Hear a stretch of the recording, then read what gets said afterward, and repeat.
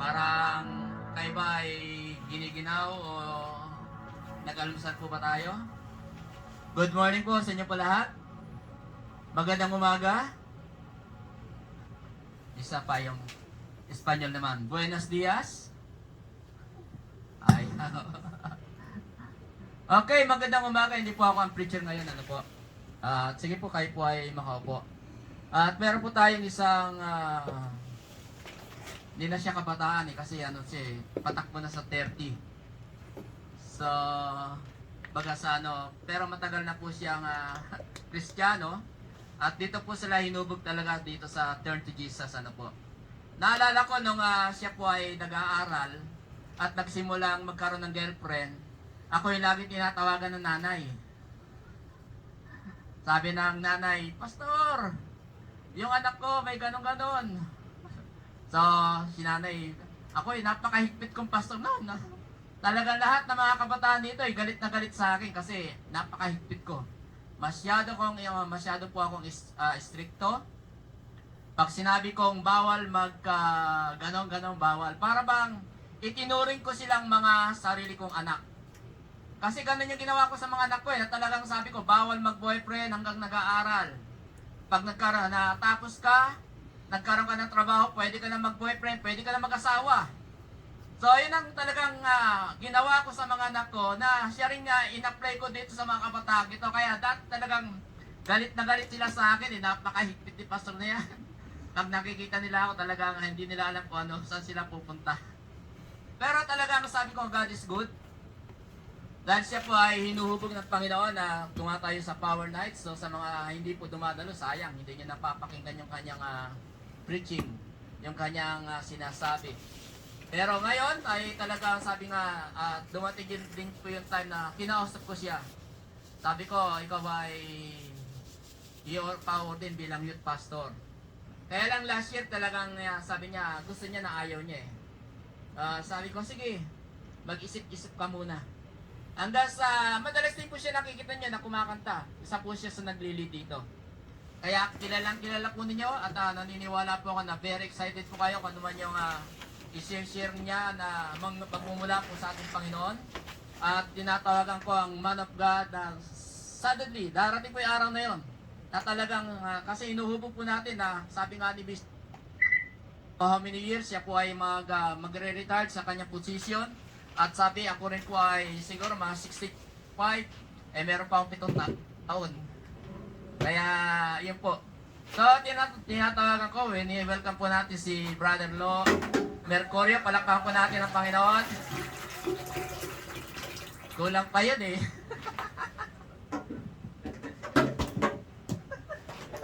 Hello po, good morning po sa inyong lahat. Good morning. Pwede po ba palakpakan natin ng Diyos? You know what po, I'm very excited this morning. It's an honor po, Pastor Domeng, Pastor Rudy, Bishop Bert. It's an honor po standing here in the pulpit po. Sharing the message po is one of my passion po. Passion ko po mag-preach. Gusto ko po nag-share lagi ng Word of God. Pero alam niyo po, ang pagtayo po sa harapan ng simbahan, hindi po madaling trabaho. Naalala ko po lagi sinasabi ni Pastor Eric, pag nag-preach daw po siya ng 1 oras, pakiramdam niyo po nagtatrabaho po siya ng 8 oras. So nararamdaman niyo po yung pakiramdam ng bigat. Ganun po ang prayer ko po ngayong umaga, sana po maging excited tayo sa Word. Anyone here excited for the Word of God? Ako po excited po ako. By the way, gusto ko lang po magpakilala. Ito pala yung slider. Uy, okay. Gusto ko lang po magpakilala. By the way, my name is Kuya Lawrence, Brother Lawrence. O kaya Pogi Lawrence. Pwede rin kayo na po bahala. Thank you, pre. Thank you, pre. I'm one of the kuyas here in Turn to Jesus. At ito rin po ang aking fiancé na si Ate Ruth. Ate Ruth, say hi ka naman sa kanila. I am engaged to this beautiful woman. Ito po ang aking nanay, ito po ang aking kuya, ito ang kanyang asawa, ito ang kapag-anak ni ate, ito ang kapatid ko. May dalawang aso, isang aso po kami, tapos isa rin po kasi pusa. Ang pangalan po nila, Yuri and Douglas. Yan po, yan po. Yan din po ang aming bahay. Napakalayo, yeah. So, okay po, excited po talaga ako sa pag-uusapan natin ngayon for this morning. I'm looking forward po. Pwede po ba sabihin mo sa katabi mo, excited ka na ba? Yung mas malakas, excited ka na ba? Okay. Alam niyo po, dito sa pag-uusapan natin, for such a long time po na nagsiserve po ako sa church, 10 to 12 years na po akong nag-attend sa church. So, nung high school pa po ako, umattend na po ako ng church. Ako pa po ang pinakahuling na-invite ng tatay ko. Kasi ayoko po talaga ng church. I hate church. Para lang po. Tingin katabi mo, parang ayaw niya na rin. Okay? Hindi, wag naman, boss. Okay? And as time goes by po, marami ako nare-realize. Ang napansin ko, especially ng pandemic, akala po natin, kapag may usapang pagsubok, ang nakakaranas ng pagsubok, mga adult. Okay, tingnan mo katabi mo kung adult. Uy, di pagsubok ka pala. Okay.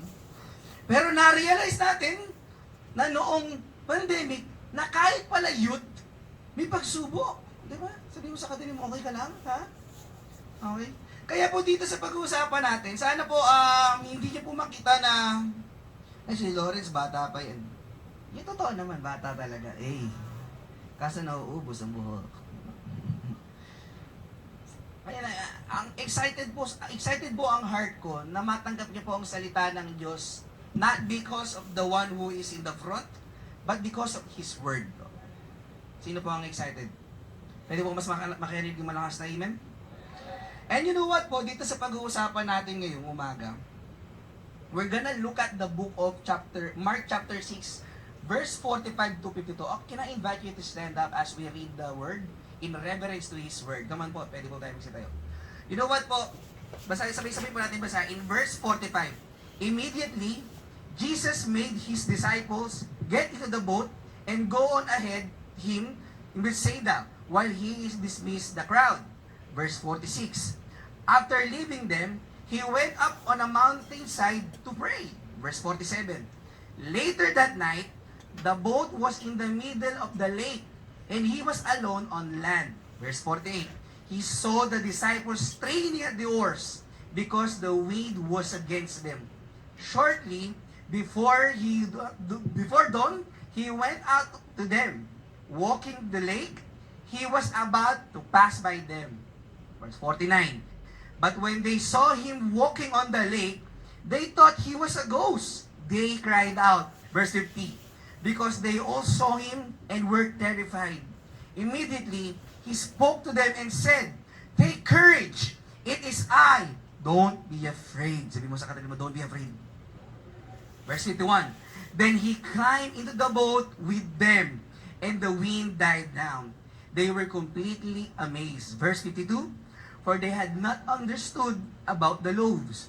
Their hearts were hardened. Can you join me in prayer? Lord, maraming salamat po, Panginoon, sa umagang ito. We are excited for your word. May your word reveal in our hearts. Tanggapin po namin ng lubos ang iyong salita, Panginoon, so that it can bring transformation in our lives. We are excited how you will change our lives continually, Lord. We love you, Jesus. And all of the God's people will say? And all of the God's people will say? Okay po, pwede po tayo magkasiyo po. Yan. Okay. Our topic for this morning is entitled, Through the Storm. Pwede ba sabihin mo na malakas, Through the Storm. Yung mas malakas, Through the Storm. Kung merong kantang Through the Fire, ang kakantahin po natin yung Through the Storm. Okay. Ano yung kanta ng Through the Fire, no? Okay natin, baka pasampulin nyo pa po ako. And you know what, dito po sa pag-uusapan natin ngayon, sa usapang storm, sa ating po mga Pilipino, normal sa atin ang bagyo, kahit nakaka-perwisyo. Amen po ba? Sino po dito, ang alam natin, whether you like it or not, may iba po tayong alam, nakakalungkot man, hanggang ngayon, apektado pa rin po ng bagyo. Tingnan mo katabi mo, habang nabagyo pa rin yung katabi mo. Okay? Okay? Kailan lamang po, si Ka-Emong, tsaka si Ka-Dante, di ba pinerwisyo talaga ang ating Kawawa naman yung mga Emong tsaka Dante yung pangalan. Sobra grabe yung perwisyo at such point, para lang po may idea kayo, yung baha dito sa Heritage, dati po dito sa location namin sa dulo ng Heritage, yung buong bahay namin yung orange na yung may mansion, yung may tigre. Pag nakita nyo yun yung bahay namin. Dati po, lulubog muna ang buong Heritage bago magbaha dito sa lugar namin. Ngayon po, konting may umihiling na kambing, daw walang kambing dito, nagbabaha na po. Di ko alam ano nangyari. So ako, nung bata ako, nakita ko yung nagbabago yung lugar. Sino mag-agree? Mga taga dito sa Heritage, umiiyak na sa baha, okay? Grabe, sobrang nakita ko dati na di naman binabaha dito. Ngayon, binabaha na. Si Vincent, iniwan kami, nasa Grand Royal na to . Sabi sa pre, taga-heritage ka ba? Sabi sa akin, sorry pre ah. Tsaka lang po. And as time goes by, nakita ko nagbago. Kapag may bagyo, ako po, nonchalant ako eh. Wala ako, alam po ni nanay ko yan. Si mami kasi, pag sa bagyo, ayun na yung bagyo, ang nanay ko po, lagi talagang ano yan, peaceful, eh. Ako po kami ni Jasper, kahit may tumutulo na minsan dati sa bahay, kahit ngayon kasi maayos na salamat sa Diyos. Salamat din po. Hello, Papa. Ako nanonood ka man, Papa. Pero as time goes by, nagkakaroon ng improvement. Ako, nonchalant po ako. And abang tumatagal ang panahon, nakikita ko ang bagyo, palala ng palala sa sitwasyon ng mga bawat na nakatira sa mga lugar. Hindi katabi mo, sabihin mo sa katabi mo, okay ka lang ba? Okay? Hindi pa pwede wala kausap, sabihin mo sa katabi mo, okay ka lang ba? Gilinin mo. Kasi mukhang binagyo, okay? At alam niyo po, ang naalala ko, speaking of storm, dahil ako nonchalant ako, one time po, nagkaroon po ako ng flight sa Singapore last 2023. Ayan po, ang Jewel Changi Airport Terminal 1 sa Singapore. So while I was there, airport po yan ha, ang ganda diba? Sabi ko na doon ako, wow, well, talaga, I can show you the world. Favorite na favorite ko yung kanta na yun. Kahapon din. Kahapon din po kasi ako preacher po sa Views. Then while I was there, papunta po kami ng Singapore. Siyempre dahil first time ko po lumipad international flight, excited talaga ako, masaya talaga ako. And Singapore is one of my dream country po, para lang po alam ninyo. Singapore po when it comes in landscape architecture po, yun po ang naging career ko. So ibig sabihin, pag sinabing Singapore, Singapore is the #1 model country in the world. World po na kahit western talo, in other words. Gusto nyo? For example na po, papaliwanag ko sa inyo. Sa Singapore po, makaramihan po, maraming libreng transportation. Dinidiscourage po ang paggamit ng sariling sasakyan. Kasi po, kung ako naman nakatira doon, ba't ba ako sasakyan? Magagas pa ako, mag-charge pa ako ng electric car ko. Eh, di na kailangan kasi libre naman ang sasakyan ko. Pag nag-bike ako, healthy na ako, malakas na ako, kaya ko pong pumunta sa mga lugar na kaya kong puntahan. Ganun po kaganda sa Singapore. Sa Pilipinas po, amen. Dito po sa Pilipinas, pag nakikita ko yung mga nagbabike, ako ini-encourage ko kung kaya nyo mag-bike, please po mag-bike kayo. Kung kaya nyo mag-jogging, papunta ng office, kayo bahala. May putok nga lang kayo pagdating nyo sa office. Dito po sa Pilipinas, yung mga bisikleta, nakikipagpatintero sa daan. Minsan yung sasakyan, ako, nagbumotor po ako, nararamdaman ko, minsan nakakagulat ang mga nagbibisikleta. Pero sa Singapore po, safe po ang buhay ng mga nagbibisikleta. So as time goes by, ako sabi ko, pangarap kong bansa yan. Singapore, excited talaga ako. Woo! Nung nasa airport na po ako ng NAIA, eto na, lipad na. 3 hours po ang biyahe, papuntang Singapore. One time, ito na, nagbibigay ng pagkain yung sa airport. Uy, sarap, libre ng food. Uy, init. Uy, tapos may libreng beans. Uy, libreng tubig. Uy. So habang nandun ako sa biyahe po, siguro mga 1 oras mahigit, nag-alarm sa cellphone ko, welcome to Vietnam. Sabihin, dumaan kami ng Vietnam, may aeroplano namin.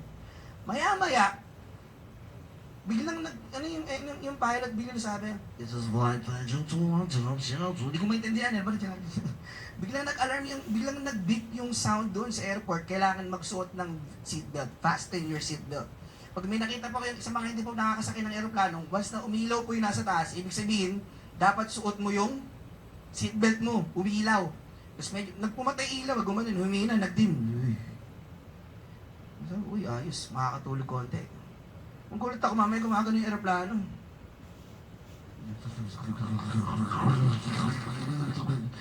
Alam yung aeroplano. Tapos napapansin ko yung aeroplano, gumagano, no? Parang umaangat. Ang kulit ako, may turbulence. Ito pa yung turbulence. Excited pa ako ng una eh. Sabihin, malakas yung akin. Ganun talaga. Pero tumingin ako sa bintana, tumanaw ako sa bintana, pag ganun ko, nakita ko yung pakpak ng aeroplano, gumagano, no? At sabi ko, normal ba yun? Diba dapat ang aeroplano, matibay, parang matigas. Pero nagulat ko gumaganot. Nag-pray po talaga ako, nonchalant akong tao. Lord, patawarin niyo ako, Lord. Kung kukunin mo man ako, welcome, thank you, Lord. Welcome mo pa rin ako, di ba, Lord? Tapos gusto ko, Lord, kung bigla mo selfish prayer lang, Lord. Gusto ko naman pakasalan si Ruth, gumagano naman. So nag-pray talaga ako. Never ako nag-pray ng gano'n ka-desperate. So at that time, maya-maya okay na. Ting! Ay, okay na ulit. Pwede na ulit mag-toilet. Yung tumayo tayo sa aeroplano. So, at that moment, na-realize ko po, Whether you like it or not, lahat po tayo dadaan sa bagyo. Hello? Hello? Sabi mo sa kanila, dadaan ka sa bagyo? No choice ka. Di ba po? Pero ba tayo sabihin, kunyari ako yung bagyo. Guys, dadaan ako Ready kayo? Hindi ko pwede dumaan. Bagyo. Hindi, sige na, pwede ba ako dumaan lang? Sige na, may karaan lang naman ako Wala pong ganung bagyo. Ang bagyo, daraan, whether you like it or not. Hello? Are you with me? Nagkakaintindihan po ba tayo? Kaya po dito sa message natin ngayong umaga, excited po ako. Ano ang itinutukoy ng Bible when it comes facing challenges? Pag tayo po ay may kinakaharap na bagyo sa buhay. Ano po ang sinasabi ng Bible? At para bigyan ko lang po kayo ng konting tips, pag nagbabasa po kayo ng Bible, konting technique, sino gusto ng technique? Parang wala akong kausap. Sino gusto ng technique? Ay, parang ay di po ako pumapayag na walang kausap. Pag wala po akong kausap, umaabot po ako ng alas 5 ng hapon, okay? Okay, boss. Okay? Bibigyan ko po ng konting technique. Pag nagbabasa po kayo ng Bible, ito lately natutunan ko po ito, di ba JM? Natutunan ko po, bawat Bible book po sa Bible, may purpose, may tinuturo sa iyo na something. Pag binasa niyo po ang 4 na gospel ng Matthew, gospel books, Matthew, Mark, Luke, John, may tinutukoy po ito na maintindihan mo kapag binasa mo, okay? Marami po sa atin, nagbabasa ng Bible, para mawala yung kasalanan ko, basa ko Bible. Para swertehin ako, basa ko Bible. Di po ganun ang Bible, okay? When you read the Word of God, maganda pong maunawaan mo ang karakteristik ng Diyos. Number 1, tingnan nyo ang Book of Matthew, it pertains na may paparating na hari, may paparating na tagapagligtas, Messiah.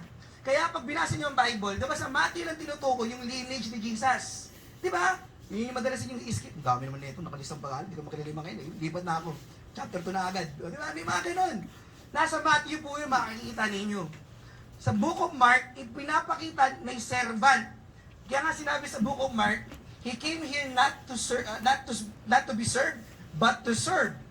And give his life for ransom for many. So, ibig sabihin, nakikita ni Mark, habang sinusulat niya, si Jesus dumating, hindi para paglingkuran niyo ako. Hindi po ganun. Dumating mismo si Jesus para ipakita sa atin, andito ako para sa inyo. Sabi mo sa kanila, nandiyan pala para sa iyo si Lord. Okay? Ang Book of Luke po, dahil si Luke po isang physician, ay ibig sabihin, matalino. Di ba? Siya rin po ang nagsulat ng Book of Acts, para lang po may idea kayo.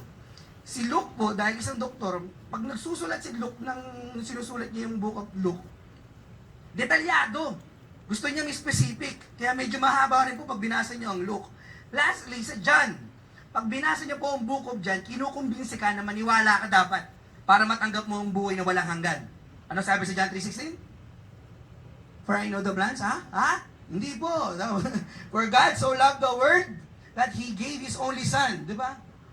For who shall ever believe in Him shall not perish but have an everlasting life. Kaya po dito sa 4 na to na gospel books, ito po ang kagandahan sa Bible. Makinig po kayo. Iba-iba kung paano kinuwento. Ulitin ko Iba-iba kung paano kinuwento. Iba-iba ang perspective kung paano sinulat, pero nagtutugma ang storya. Di ba kayo mahanga? Hindi, kaya ang Bible, ang salita ng Diyos, hindi scripted.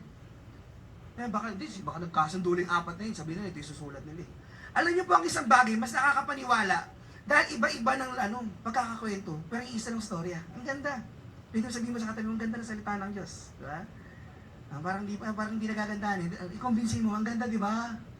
Dali, alugin mo yung katawan. Di ba, ang ganda, di ba? Alugin mo, yan. Okay? Nakakatulog na. Okay, huwag naman, Lord. Kaya po dito sa babasahin natin, we're gonna open up the Book of Mark. Si Mark po, para maintindihan niyo, isang kabataan. In other words, kabataan siya. Ang kabataan po, ano madalas attribute ng kabataan? Mainipin. Gusto mabilisan. Gusto fast pace. Gusto ng kabataan, huwag nang paligoy-ligoy pa, sabihin mo na. Kaya pag binasa niyo po ang Book of Mark din ang pinakamaikli sa lahat ng gospel. Sino si Mark? Yung tahimik lang? Hindi yun. Okay? O si Kuya Mark. Sino pa mga Mark dito? Si Mark Zen. Ay, hindi ko pa Mark. Okay. Ako po, Mark Lawrence. Joke lang. Ang nakakatuwa po sa sulat ni Mark, straight to the point. Okay, sabihin mo sa katabi mo, straight to the point. Dire-diretso, ayaw ng paligoy-ligoy. Kaya pag binasa natin ang Book of Mark, chapter 6, verse 45, tingnan po natin tingnan po natin, pag-aralan natin. Why does God take us through storms? Di ba pwede namang wala na lang bagyo? Di ba pwede naman? Di ba? Lord, tunawin mo ang bagyong ito. Pwede naman talaga. Hindi naman malabong gawin ng Diyos yun. Makapangyarihan siya eh. He is the author, not just in the earth, He in the universe. In the universe itself, alam natin parang limitless. But God Himself is eternal. So, ibig sabihin, nakikita natin gaano kalaki ang Diyos. So, ang bagyo, maliit na bagay lang sa Kanya. Naintindihan niyo? Naintindihan ba natin? Pero bakit kaya inaalaw ng Diyos na dumaan tayo sa bagyo? Bakit inaalaw ng Diyos na ang pamilya natin may pagdaanan? Bakit inaalaw ng Diyos na ang ating mga sariling buhay sa eskwelahan, sa katrabaho, sa negosyo, sa ministry, sa pamilya? Bakit kaya inaalaw ng Diyos? Pwede ba sabihin sa katabi mo, bakit kaya?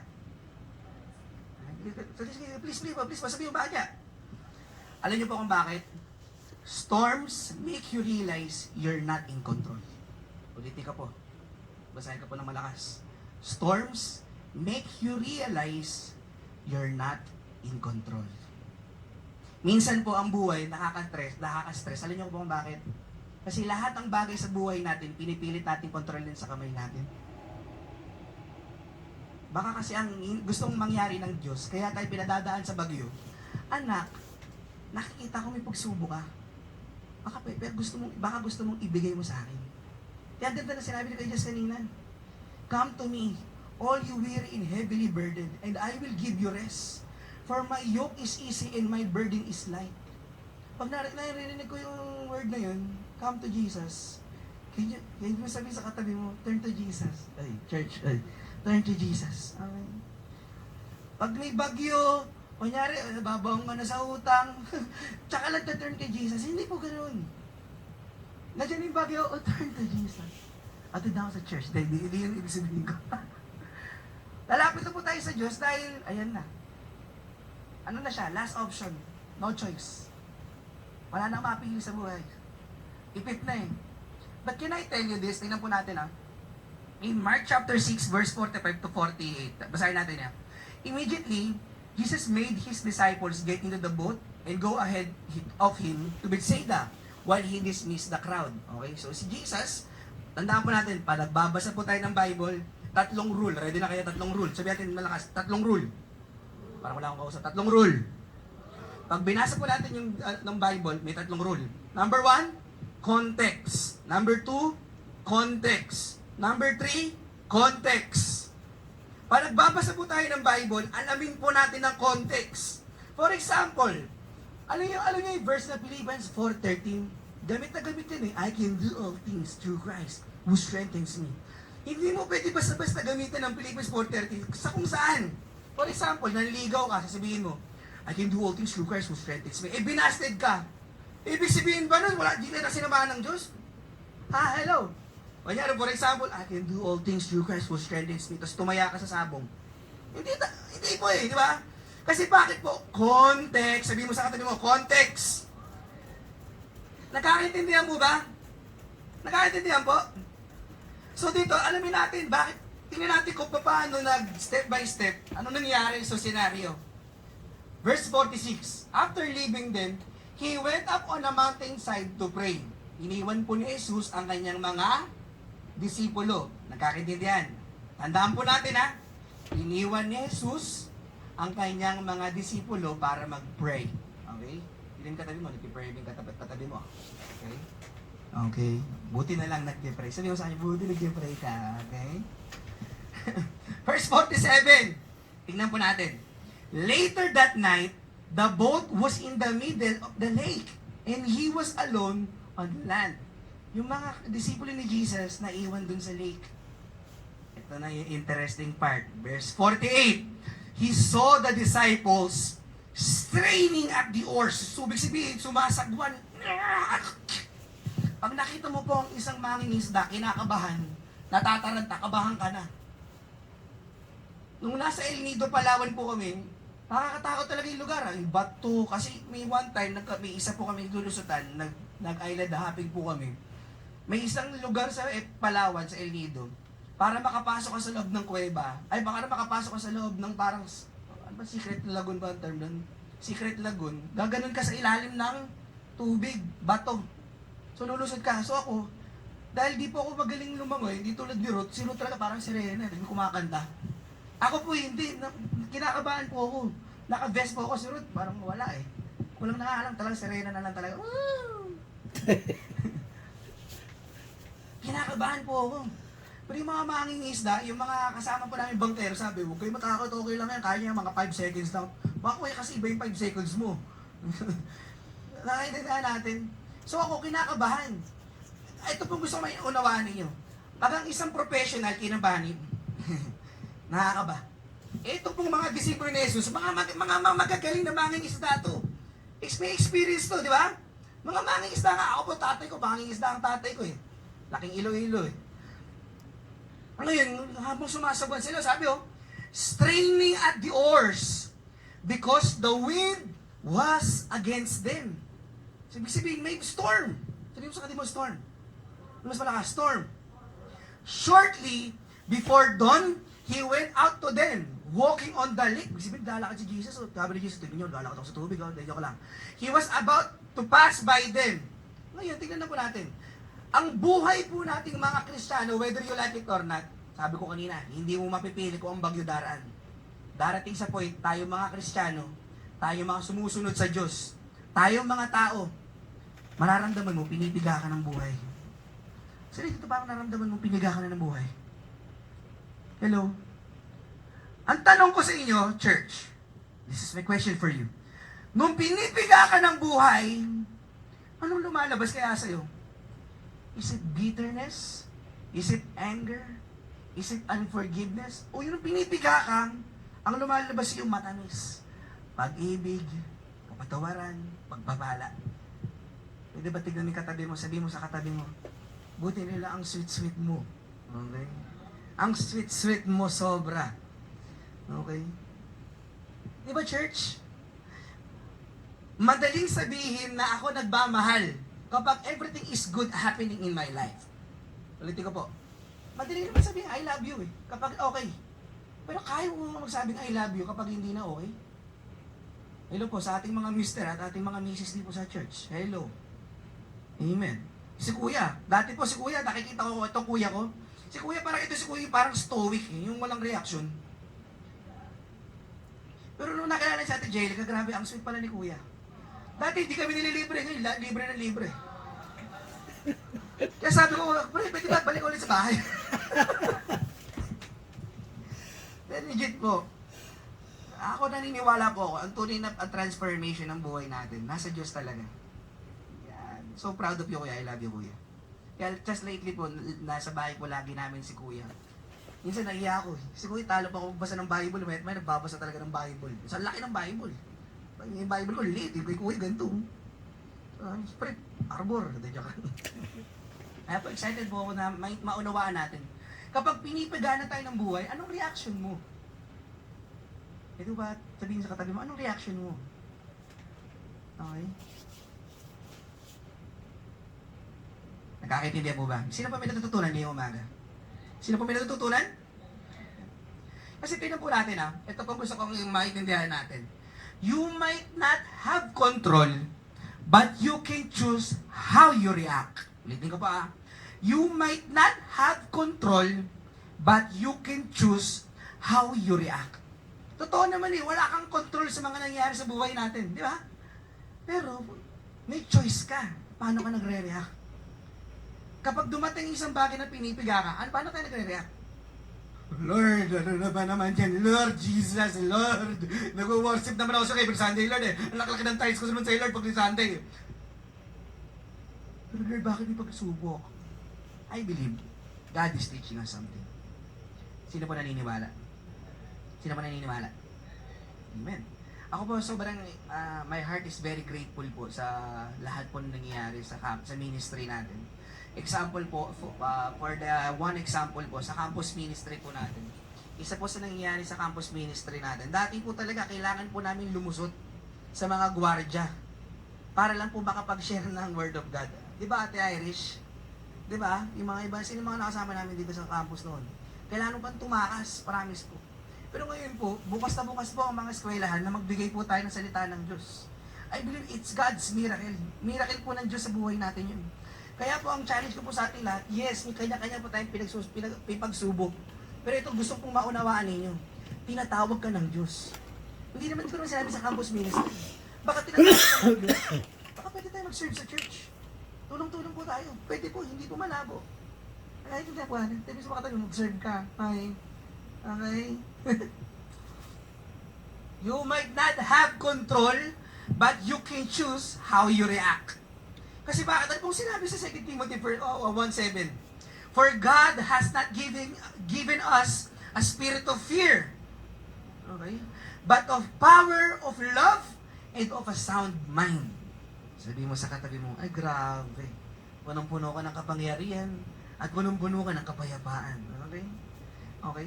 Nakakaintindi po ba tayo? Are you with me? Kasama ko po ba kayo? Kasama ko po ba kayo? Number 1 pa lang po yun. Huwag kayo magalala. Hindi po mahaba ang preaching po natin ngayon. Except na lang, kung gusto nyo, alas 5 matapos, walang problema. Meron nga na tayo pa-feed sa mamaya. Joke, okay? Tuloy po tayo. Pangalawa! Ay, bilis. Tatlong points lang po yung share ko. Okay. Pangalawa, storms make you realize that He is with you. Pwede babasahin natin ng malakas. 1, 2, 3, go!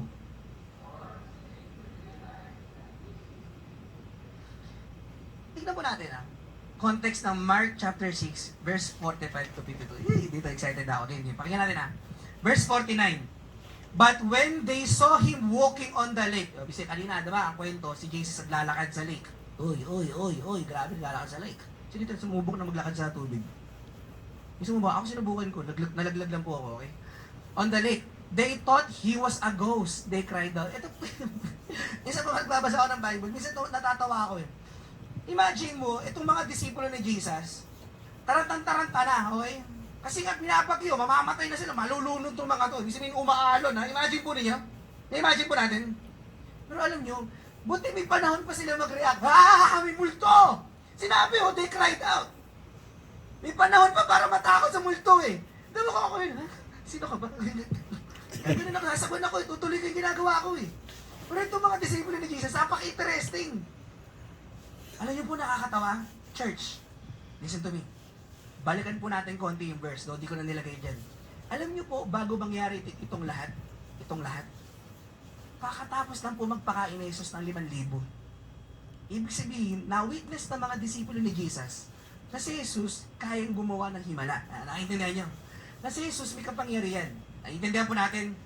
Pero look at how the disciples of Jesus react.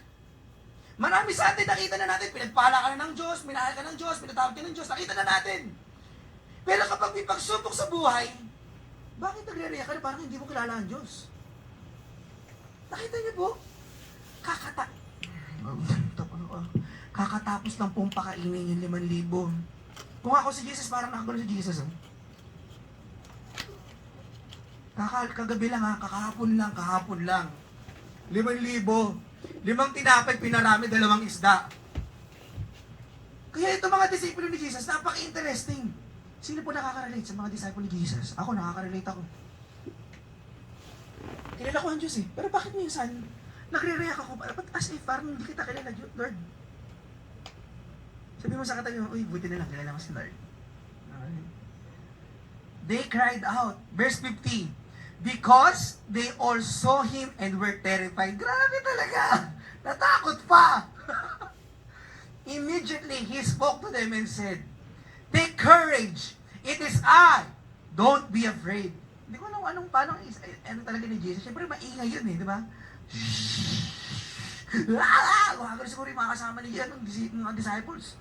Hindi ko alam, take courage! It is I! Don't be afraid. Hindi ko alam kung baka ganun ginawa ni Jesus. Parang superhero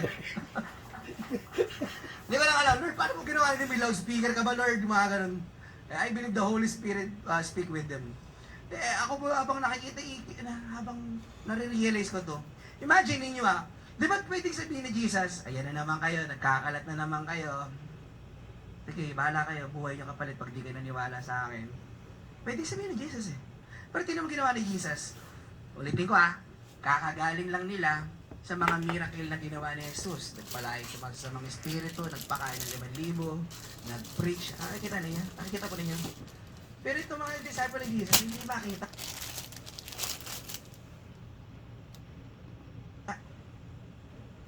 Pero tingnan niyo ang word ni Lord.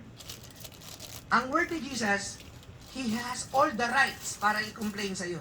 Pwede sabihin, pinagpala na kita rot eh.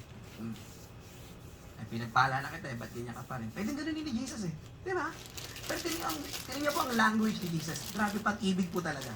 Pakinggan natin Take courage. It is I. Don't be afraid. Pwede po ba basahin natin na malakas? 1, 2, 3, take courage. 1, 2, 3, go.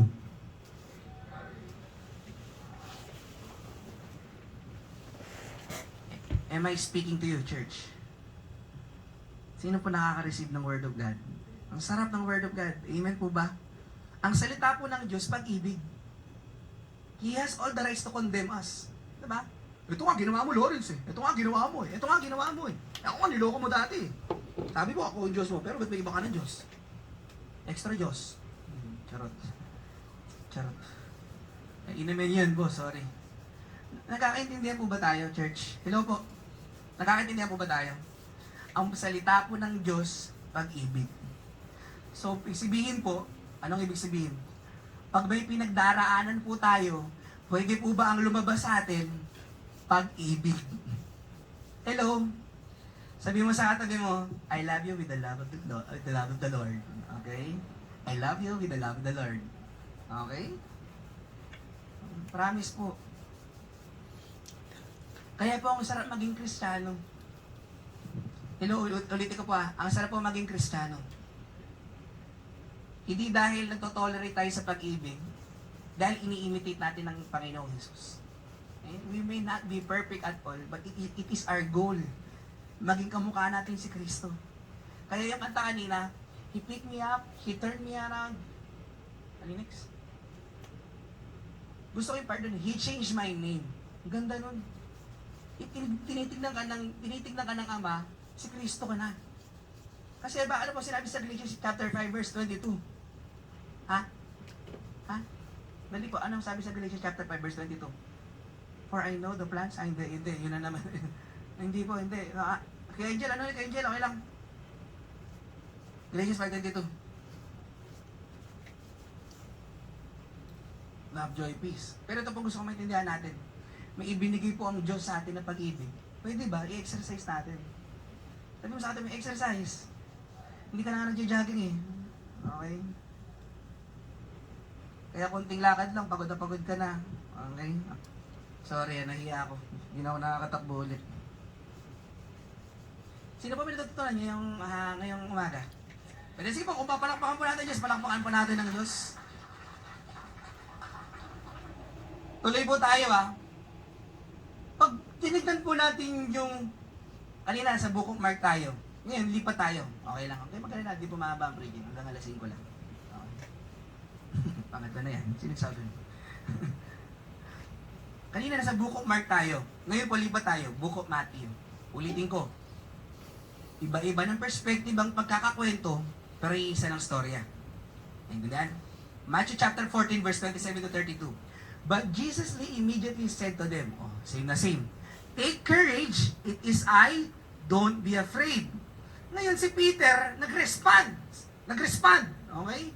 Sabi ni Peter, verse 26, Lord, if it's you, Peter replied, tell me to come to you on the water.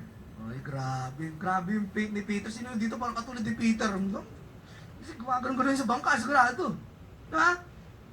Pero abang, Lord! Ikaw ba yan, Lord? Baka pwede mo ako papuntahin dyan, Lord? Maglalakad ako sa tubig, Lord. Sabi ni Jesus, G ka ba? Kaya mo ba talaga? Hindi ko alam.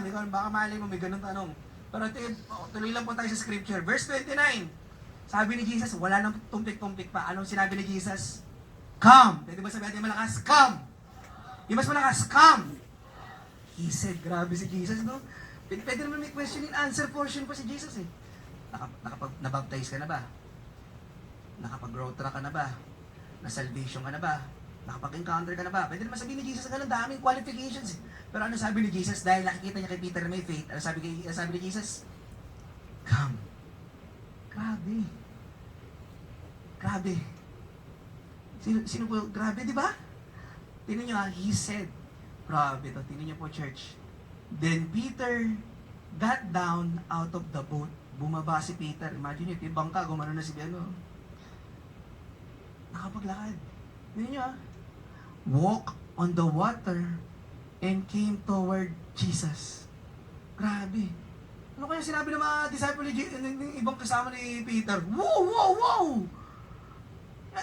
Kung ako nakakita ng tao naglalakad sa tubig, grabe yun, boy, dude. Grabe, di ba? Meron ba nakita naglakad sa tubig? Wala pa. Okay. Verse 30, sabi but when he saw the wind, he was afraid and beginning to sing. Cried out, Lord, save me. Alam niyo po, alam natin itong story. Verse 30, sabi but when he saw the wind, he was afraid and beginning to sing. Cried out, Lord, save me. Alam niyo po, alam natin itong storya na to. Si Peter, dahil nag-doubt, lumubog. Pero as a matter of fact, si Peter lang din naman ang nag-dare. Lahat ng disipulo nasa likod eh. Pero si Peter nag-dare. Church, my challenge to you is this. Nagde-dare ka pa ba sa faith mo? O gusto mo maintain na lang? Okay na ako dito, Lord. Atid na lang ako Sunday.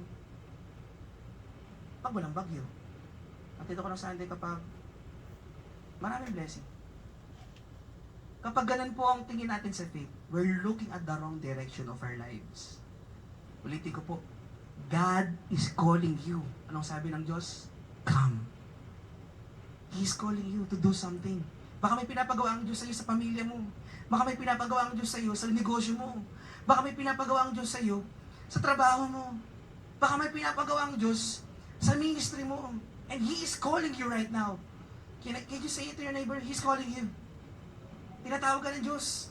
Okay? Nagkakaintindihan mo ba? Tingnan po natin.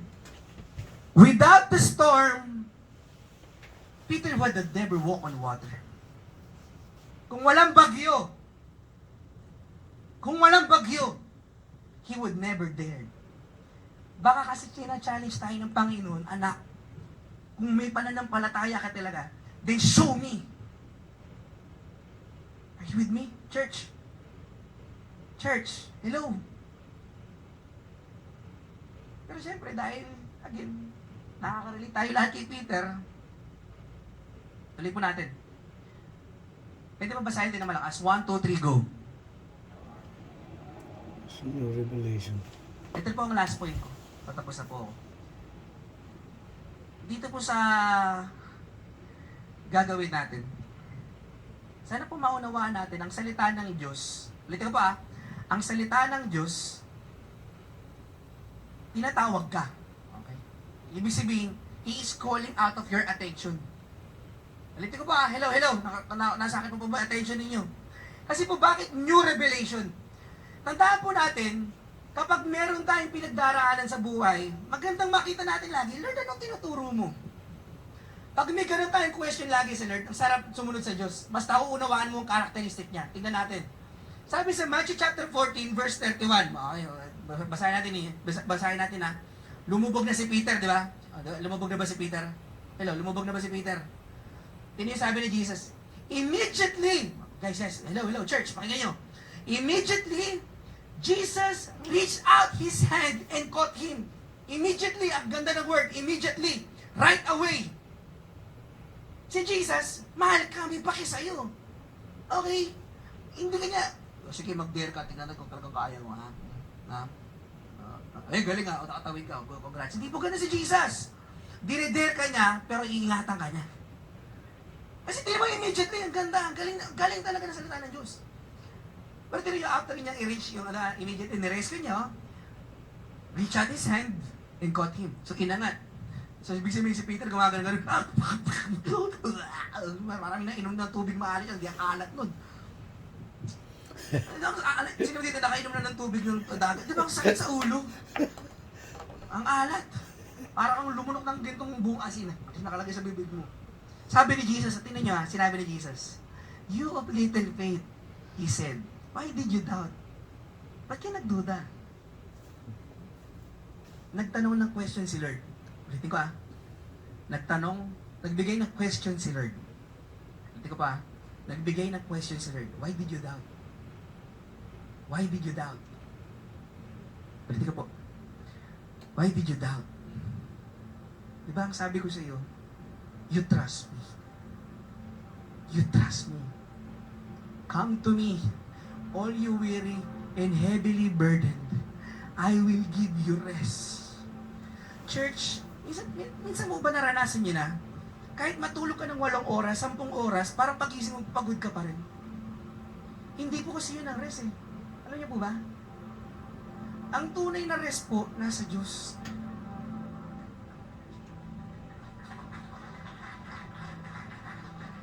Alam niyo po ang nakakagulat? Ito pong mga disipulo ni Jesus, medyo fast forward lang tayo. Ito pong mga disipulo ni Jesus, imagine, after muling mabuhay ni Jesus, di ba, pinako sa cross, namatay 3 days. Ay in 3 days, muling nabuhay. Alam niyo ba after nun, hinahunting po lahat ng disipulo ni Jesus. Alam niyo ba? Hinahunting. Pero itong mga disipulo ni Jesus, alam niyo yung sinasabing word? May kapayapaan. Ha? Peace ba yun? Hahabulin ka at papatayin ka? Ikukulong ka? Peace ba yun? Rest ba yun, Lord? Alam niyo po na-realize ko, ang tunay na rest, ang tunay na kapayapaan, hindi po nakabase sa mundo. Hindi nakabase sa kung anong sitwasyon ng buhay natin. Ang rest and peace nanggagaling sa Diyos. Ngayon, bakit po may revelation pag may bagyo sa buhay natin? Tingnan niyo po anong na-realize ng mga disipulo ni Jesus. Ready na kayo? Ready na po kayo? Dito na po tayo matatapos. Verse 32. And when they climbed into the boat, the wind died down. Makikita niyo po gano'n yung, alam niyo, feeling yung sensation, biglang, alam niyo po kung bakit biglang humina na yung bagyo? Nagkaroon ng realization yung mga disipulo ni Jesus. Verse 33. Then those who were in the boat worship Him, saying, "Truly, you are the Son of God."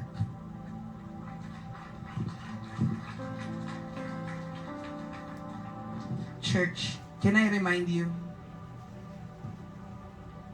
hindi po gusto ng Diyos mapahamak ka. Hindi po gusto ng Diyos na nakakakalimot ka.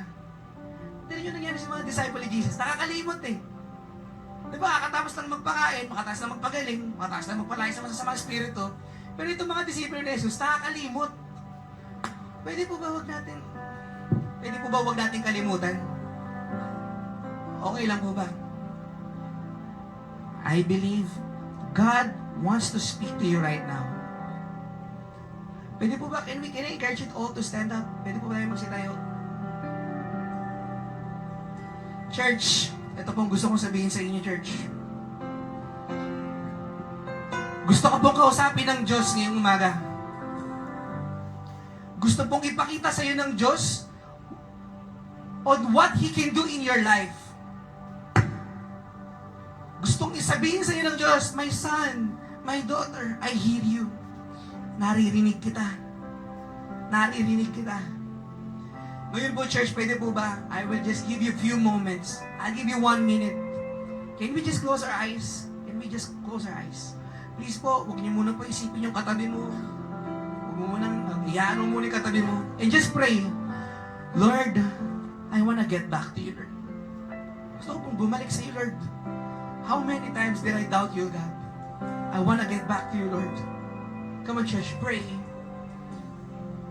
Keep your eyes closed.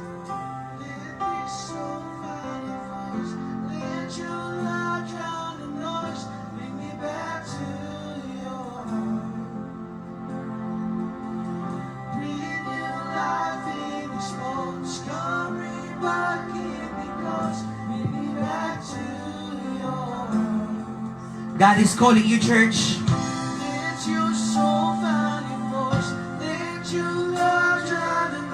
Come on, church. Worship Jesus. Come on, church. Hallelujah. Bring you life in this moment. Come revive me close. Bring me back to your heart. Come on, church. We say, let this soul find your voice. Let your love drown the noise. Bring me back to your heart. Let this soul find your bring you life in this moment. Come revive, keep me close. Bring me back to your heart. Church, I believe God is here. He wants to speak to you. Maybe He has already spoken to you. May sinasabi na po ang Diyos sa iyo. Nagre-reveal na po ang Diyos sa puso mo ngayon. Question ko po sa inyo. Anyone here, you wanna get back to God? Lord, gusto ko pong bumalik sa iyo. Can I see those hands of those people who want to get back to God? Lord, gusto kong bumalik sa iyo, Lord. Wow, thank you for those hands. Salamat po. Thank you for those hands. Thank you, Jesus. Can I pray for you, church? Lord, salamat po, Panginoon, sa pag-ibig mo. Salamat po, Panginoon, sa katapatan mo. Salamat po, Lord, sa salita mo, Lord, na pinaparemind mo lagi sa amin, Lord, that we can trust you, that we can back to you, Jesus. Lord, my prayer for this morning, Lord God, sa lahat po ng kamay na nakataas ngayong umaga, Panginoon, continue to move in their lives.